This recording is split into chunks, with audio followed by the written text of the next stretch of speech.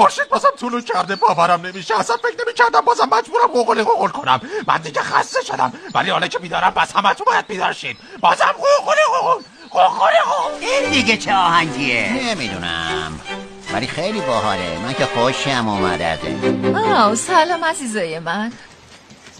دارین با همسایه جدیدمون آشنا میشین؟ نگران نباشید، نمیتونه اندازی اون پیرمرد مرحوم بد اخلاق و قرقرو باشه. شاید یه مرد خوب و مهربون باشه. انگار مهربونه، کاملا طبیعیه. زیادی هم طبیعی نیستش مگه نه؟ طبیعیه.